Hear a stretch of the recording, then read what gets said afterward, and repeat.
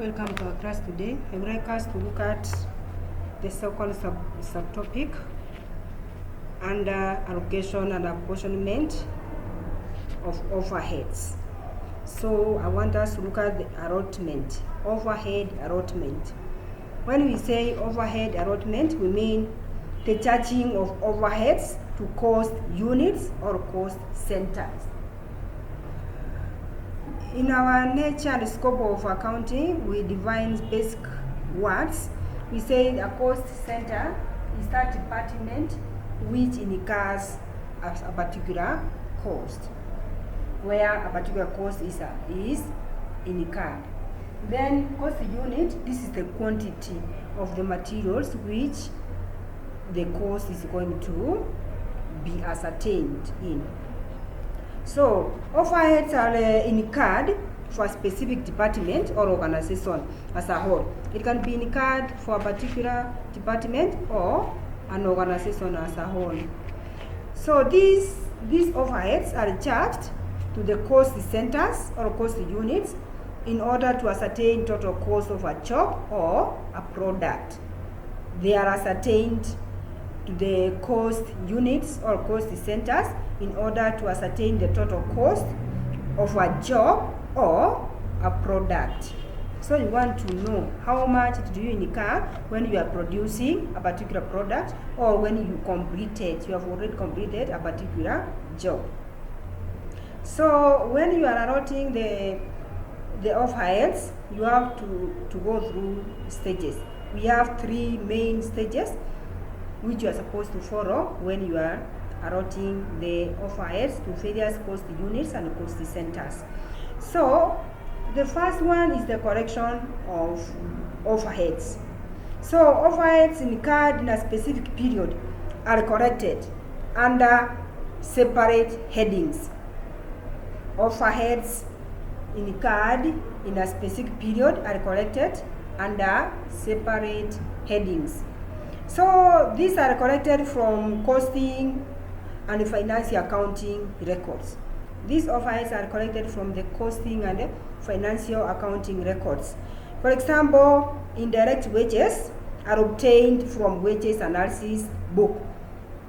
Indirect wages are obtained from the wages analysis book. The wages analysis book is the payroll which we have already run. That's where you can get information about the indirect wages. For the indirect materials are given in the stock requisitions. The stock requisitions, that's where you are going to get how much you spend for the indirect materials. Okay, for the factory rent and other expenses paid, they are recorded in the financial ledger accounts. So the other expenses, you get them from the ledger accounts, in the financial accounts. So the second stage is overhead analysis. The second stage is the overhead analysis. When you say an overhead analysis, this is an analysis that charges overhead to the centers, charges the overhead to the cost centers. The analysis that charges the costs or the overheads to the cost centers. So we say the cost center. A cost center is a location or a person or an item, equipment, or a group of items in respect of which costs are ascertained and related to cost units. So it is a particular part of an enterprise. As we said, it can be a section of an enterprise, or it can be a department, or it can be an organization. So for example, production department is a cost center. So all the overheads which have been incurred in respect of the production department should be ascertained for that particular department. That's why we call it a cost center. So there are two ways of charging overheads to cost centers. We have allotment of overheads and apportionment of overheads. So when you are charging this overhead, the cost center, you can either use allocation. We have the allocation of overheads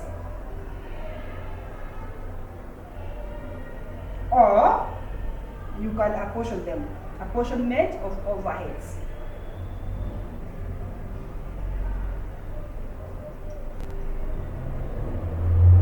So when we say allocation of overheads, we mean to charge those overheads to a cost center which results solely from the existence of that cost center.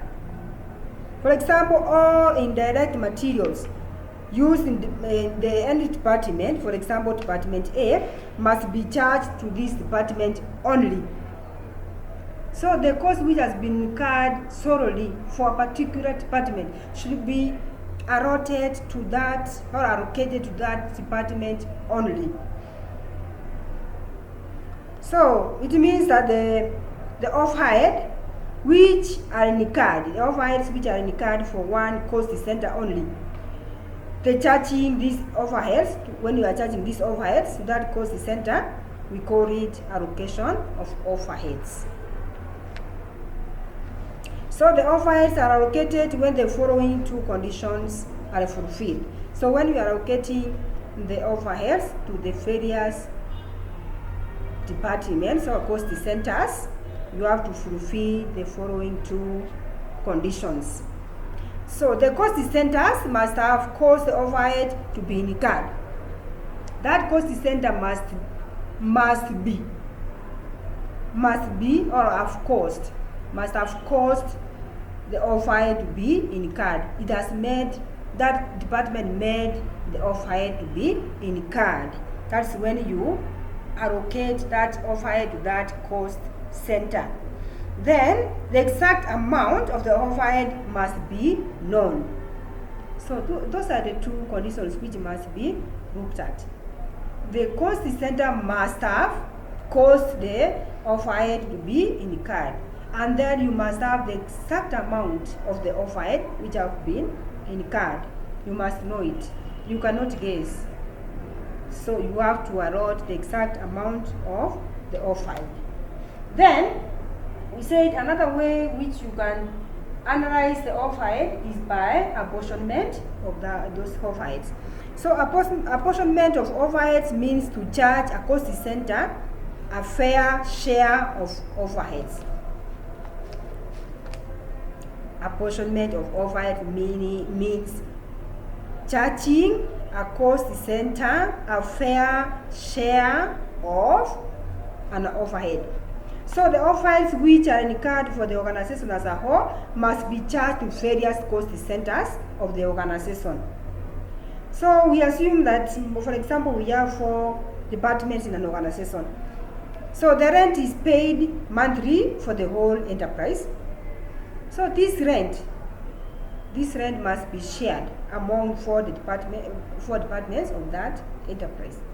So this process of sharing of rent among the 4 departments is called as, or is referred to as, apportionment of overheads. Okay, so the other stage which you are supposed to follow when you are allotting the overheads is the overhead absorption. Overhead absorption. So overhead absorption means the charging of overheads to cost units now. Charging of overheads to cost units. So the overheads of a particular cost center are absorbed into cost units produced during a specific period. So for example, we may have 4 departments in an organization. Then that organization is going to share the overheads fairly to the departments. Then the departments will now apportion or absorb the overheads according to the units they produced, the quantity of the goods which they produced for that specific period. Okay? So now that cost center is going to be given a share according to the units which they produced. That's what we mean when we say overhead absorption. So I would like us to look at the basis of apportionment.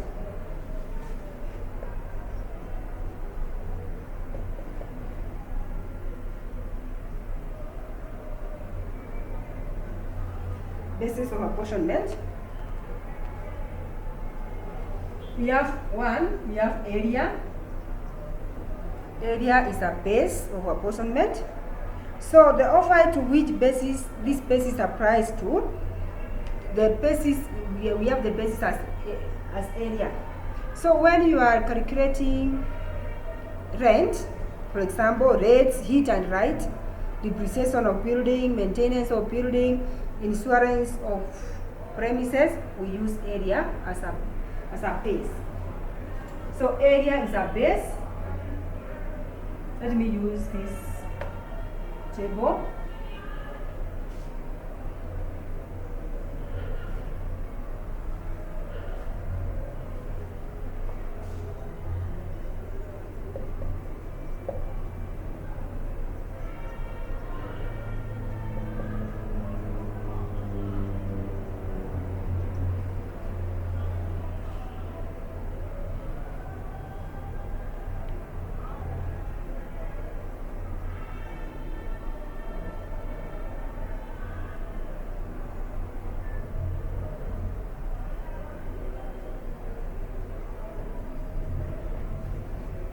So I said one, we have area. Area now you can use it when you want to calculate rent, rates, heat and light, depreciation, can be depreciation of building,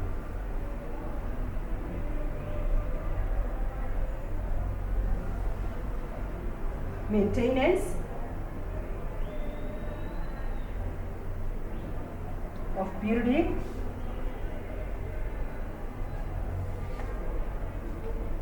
insurance, etc.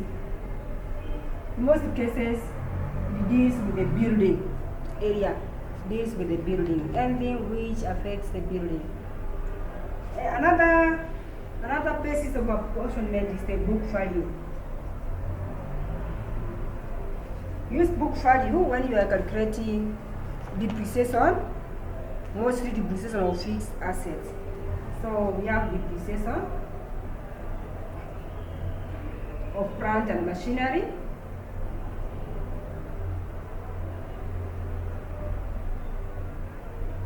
insurance of building,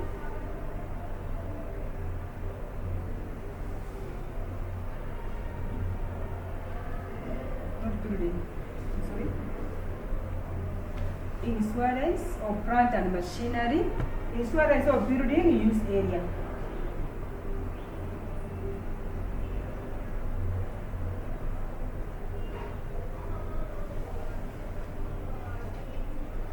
We have also repair and maintenance,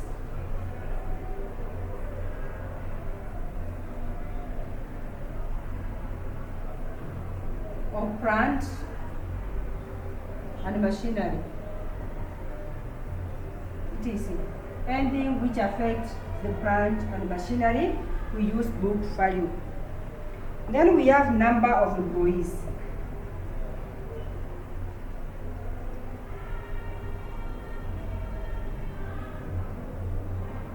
Number of employees, we use number of employees as a base of apportionment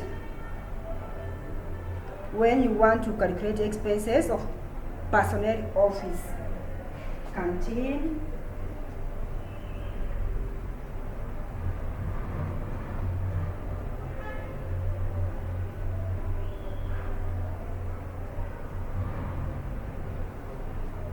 also welfare of staff,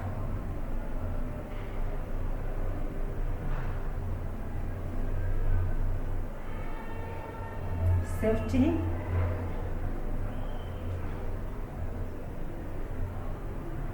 we have the safety measures, and supervision.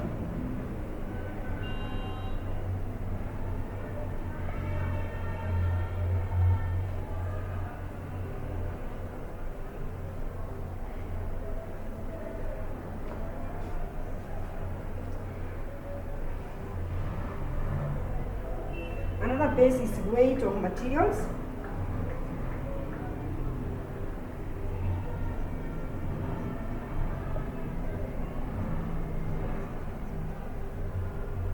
Weight of materials or a cost of materials used.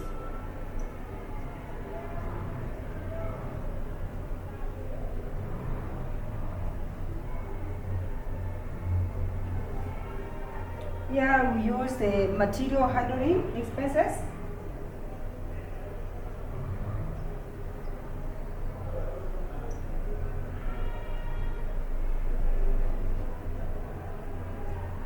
Storekeeping.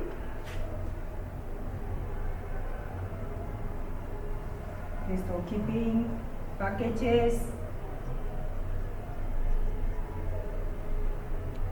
organization, storekeeping, purchases costs, and also any cost which is involved in the storage of the materials. Also, another base which we have is the technical estimates.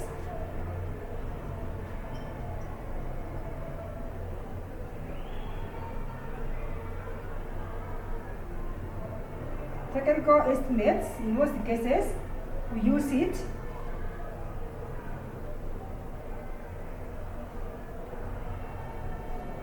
when we want to calculate power consumption,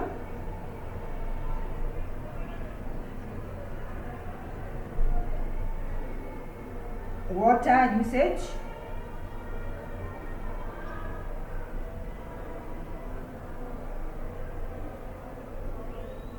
and we have the steel consumption.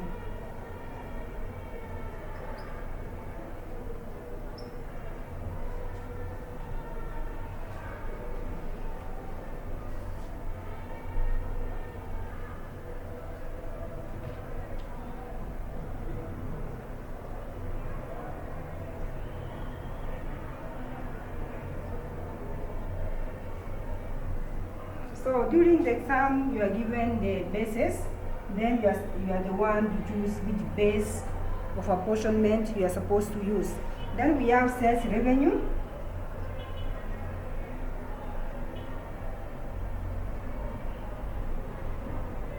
That's another base.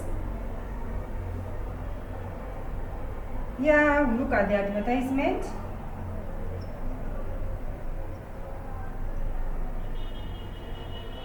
Selling and distribution.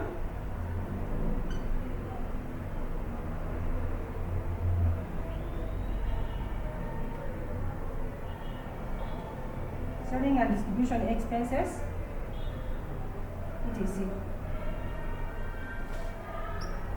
Then we have direct wages. Direct wages, we look at the staff training.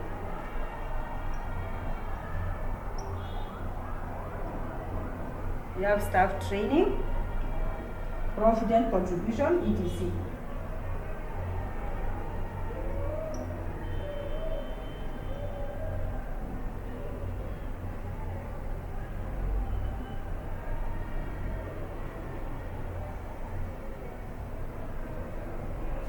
We have machine hours or labor hours.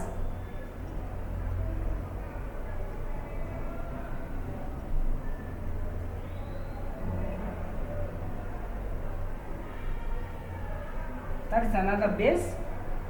So we use machine hours or labor hours when you want to have the general overhead items. This is for the general overhead items.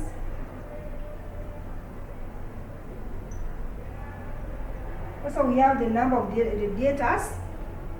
The last one. Number of radiators. This one we use it when you want to calculate the amount of heat. So we use it when we want to calculate the amount of heating. That is base number 9. So those are the bases of apportionment. So the choice of an appropriate base of apportionment or basis of apportionment is really a matter of judgment. It is a matter of judgment.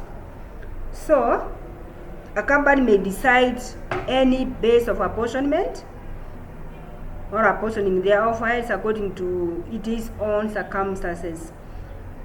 So the above bases of apportionment are given in order to provide a guideline. They are given to provide a guideline. So mostly the bases of apportioning overheads are indicated in the examination questions. As I've said, they are indicated in the examination questions. So in the absence of such indications, the students, you as the students, you can use that basis of apportionment which is most appropriate. If you are not given, make sure you use the base which is appropriate for any overhead which is supposed to be apportioned. So the basis of apportionment should be equitable. The basis of apportionment should be equitable. It should be practicable. It should be economical.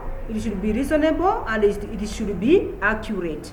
So when you are choosing the basis of apportionment, make sure it is equitable, it is practicable, also it is economical, it is reasonable, and it is accurate.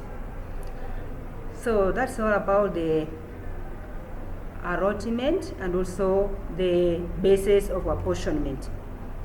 In our next lesson, we are going to look at the overhead analysis sheet. How are you going to analyze the overheads using the analysis sheet?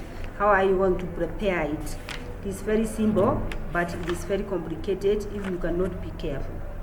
So be careful, understand the basis of apportionment, and as we are going to learn about the overhead analysis sheet, make sure you are attentive so that you can know how you analyze the overheads using the analysis sheet. Bye, see you next time.